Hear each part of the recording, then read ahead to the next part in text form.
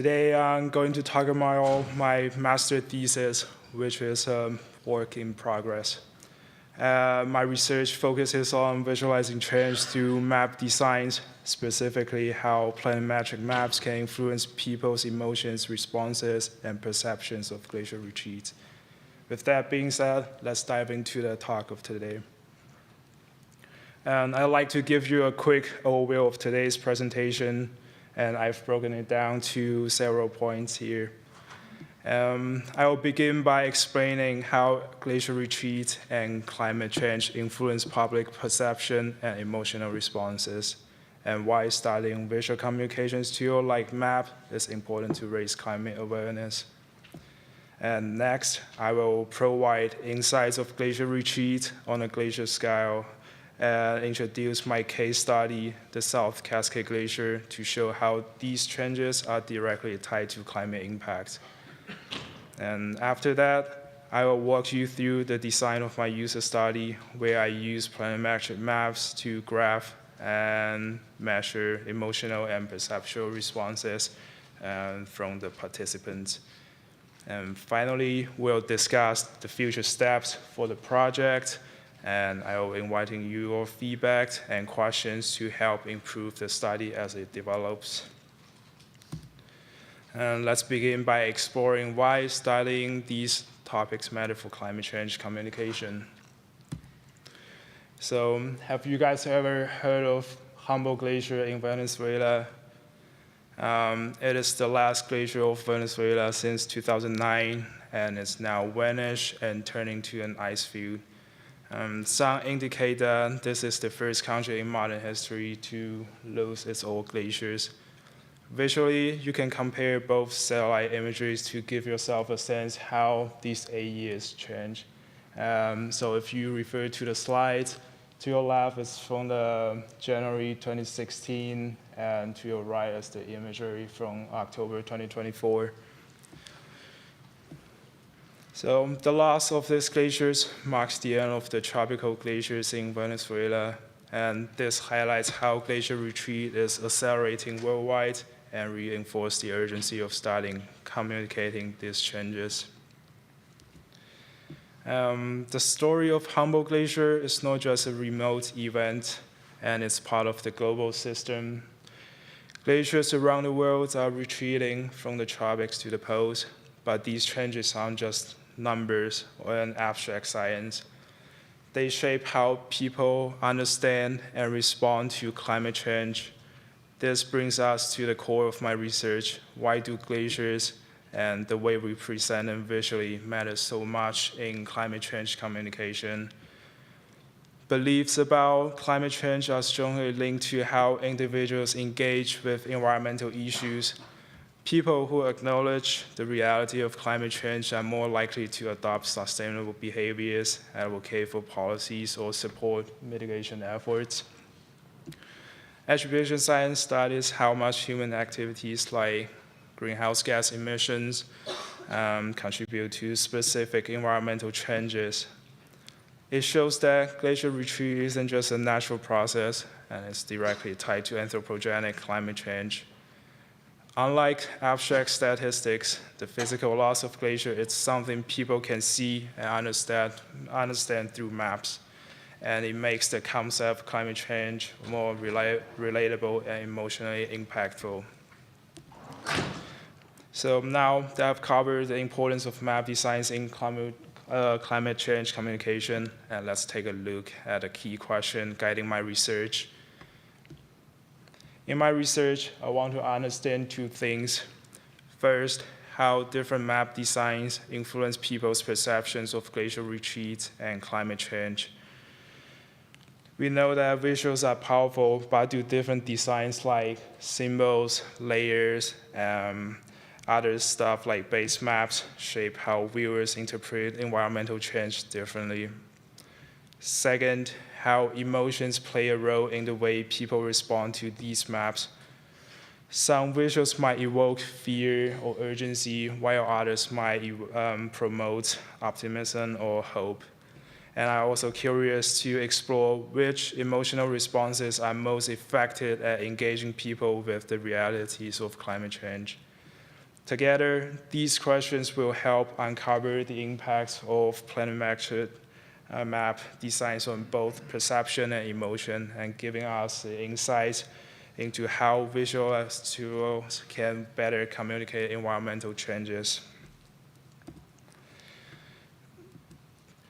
Let's take a look at a global pattern of the glacial retreat, and which has been observed across many regions around the world. And we know that glaciers around the world have been in retreat for over a century, and this widespread decline is a clear indicator of global climate change. And the graph on the right visualizes the length change of several glaciers across the globe from 1600s to 2000s. Take a moment to process this graph.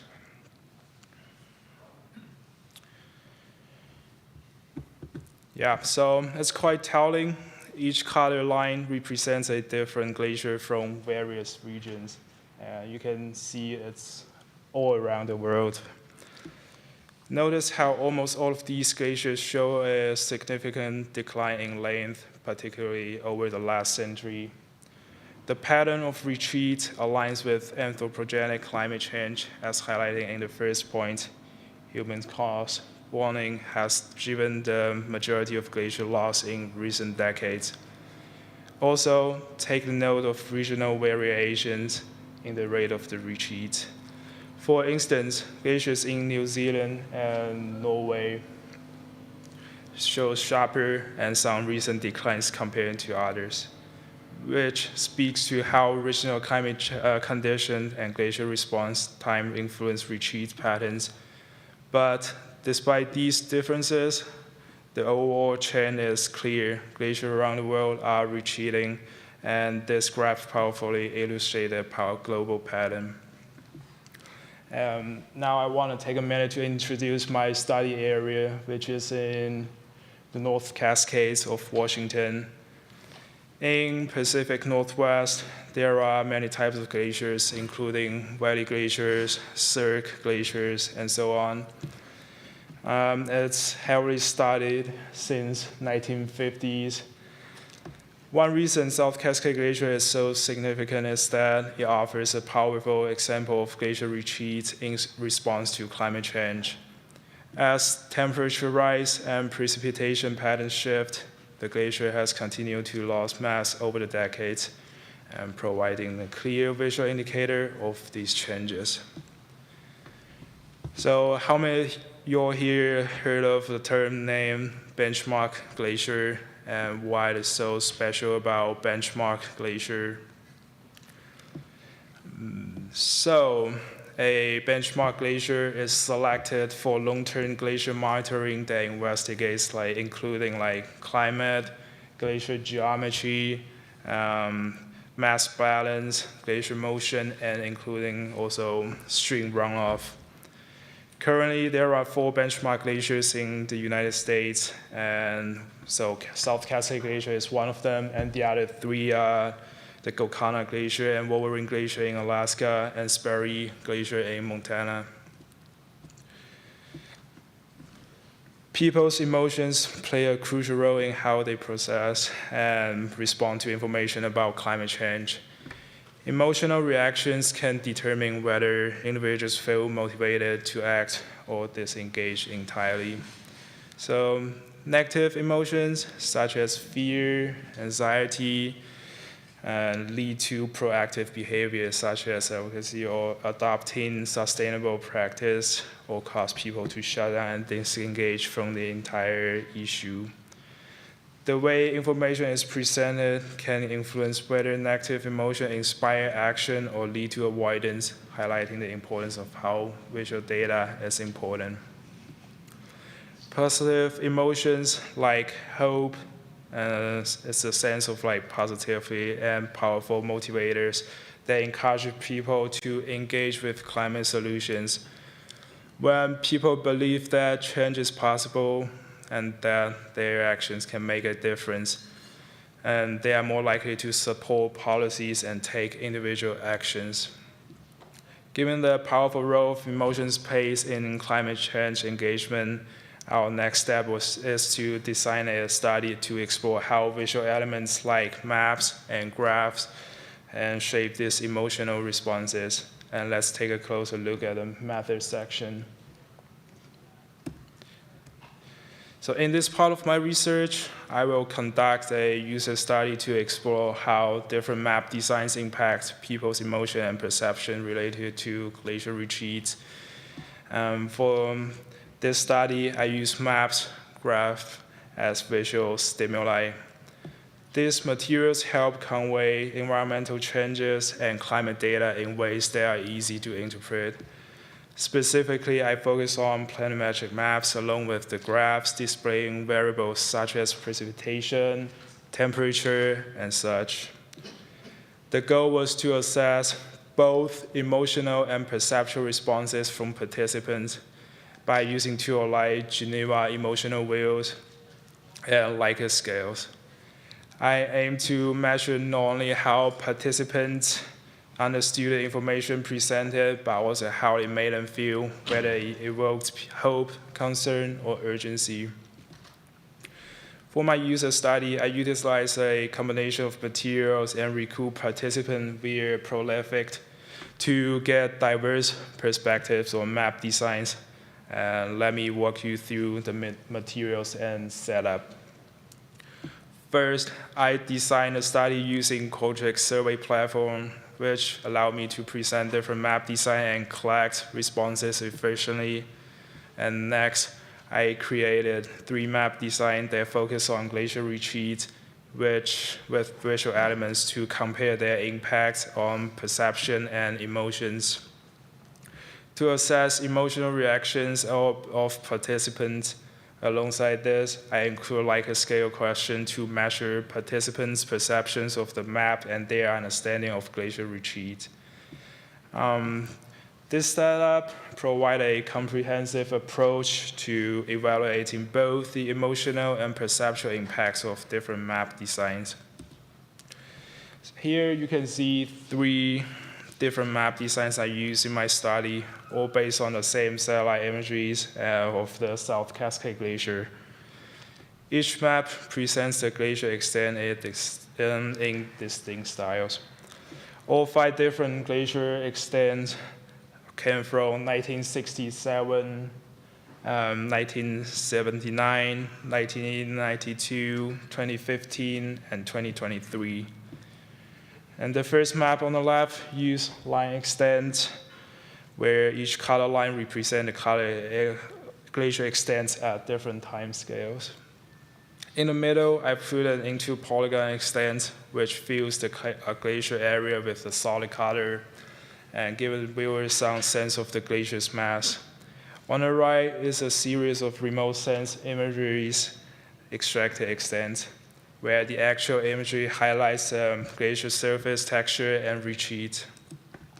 And for this study, I plan to recruit 300 participants with each group of 100 wearing one of these map designs. And this approach, known as a between-subject study, allows me to assess how different visualizations affect perceptions and emotions related to glacier retreat.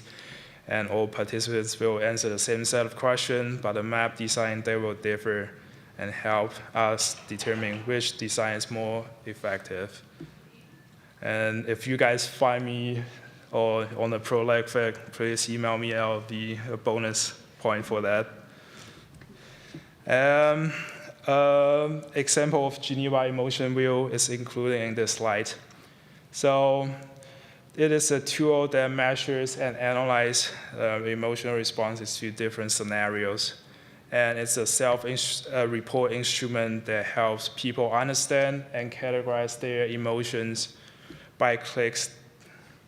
So in the end, we will collect user click diagrams and bring them into something like ArcGIS Pro for hotspot analysis. And by that, we'll understand which area will have the most clicks. This analysis will help us understand how specific visual elements or map design trigger emotions and allowing us to better tailor visual communication strategy for climate awareness. This slide shows some examples of my user study questions focused on glacier retreat and climate change. These questions are designed to assess how effective different maps designs are and conveying the impact of climate change. First, I will ask participants how effective they find a map in helping them perceive the overall impact of climate change on glaciers. And this will help us understand if the map clearly communicates the changes. Next, I ask participants if the map helps them grasp the significance of glacier retreat, ensure we are assessing both their understanding and emotional weight attached to the information. And finally, I ask how convincing they find the maps as evidence of climate change. This question is crucial because it evaluates whether the design of the map influences their belief in the broader climate narratives. By gathering responses to these questions across different map designs, we can compare which visuals are most effective in driving perception and understanding. As we approach to the end of this presentation, I'd like to briefly touch on what's next for this research and open the floor for discussion. First, I need to submit a user study proposal to UOregon's Institutional Review Board to ensure the study meets all ethical standards before proceeding with data collection. Once approved, I will complete data collection and begin analyzing the data. The focus here will be on identifying trends and emotional, perceptual responses to different map designs, which will provide valuable insights into how these designs affect public's understanding of glacier retreat. And finally, I'll explore the broader implications by looking at the potential for using map design to raise climate awareness and to see if these visualizations can inspire engagement and climate action. Of course, there will be limitations in every study. In my case, visualizing volume loss is difficult due to varying factors, such as limited available of digital elevation model data, inconsistent data coverage, and differences in instrument use across the years. Planimetric maps may not fully capture the complexity or depth of the glacier changes compared to non-planimetric visualizations, potentially limiting users' understanding. Participants in the user study understand and engagement could also be influenced by personal familiarity with maps or climate change concepts, which may affect the results. These limitations provide valuable insight into where this research can grow, and I look forward to addressing them in the future projects focused on non-planimetrics, visualization, and beyond. At the end of this presentation, I'd like to express my appreciation for the funding opportunities from the Andrew Mellon Foundation and also the Matter Graduate Fellowship. I gratefully appreciate the support from my wife, parents, and also my advisor, Dr. Karen Fish here, and also committee member, Dr. John Christian, and Alethea from the Oregon Infographics Lab. And now I'd love to hear your thoughts, suggestions, or questions, and if there are any feedbacks, please email me or talk with me after the talk. And thank you guys for being here, and yeah.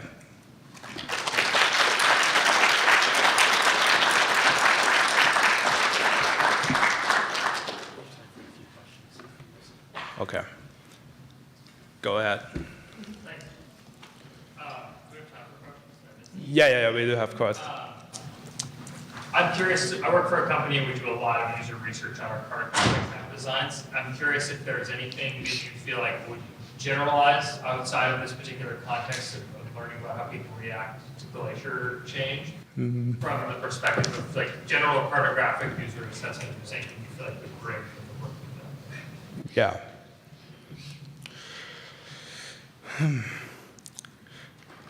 Wait, is that a question? Well, yeah, like what things can you take from this particular experiment that you've done to learn about how folks react to maps of glaciers that you might offer to a cartographer in a completely different domain of mapping? Say, this is how you should ask people how they're Yeah. to your designs. So if I understand correctly, so in my case, I use it to collect like user responses to see like how visualizations can affect people perceive or like how they react to climate change communications. And I feel like this can be really like anywhere for any kind of like cartographer to do the stuff. I mean, it can definitely like adapt to other fields. Yeah, and people can, based on like the user studies, and to improve and making the maps better for their perspectives. Go ahead. So you mentioned how there can be some confounding factors with like the difference between photometric maps and 3D maps. Yeah. Are you also interested in investigating the influence that the color and shading of the base map can have? Yeah. Like if you use imagery versus a more stylistic approach? Yeah, that's something I take into considerations in the future projects, but you know, like this is my second year of master's, so and due to like the limitation of time, so I would like to do more on like extend the research more in the future research. Yeah, I mean, trying to investigate like how different like base map designs can also take into considerations, and for now just too many like variables to this research. So yeah, I'm definitely gonna address it in the future study. So yeah. Thanks, Jasper. Oh, We'll move on to- oh, cool. Thank you, Michael.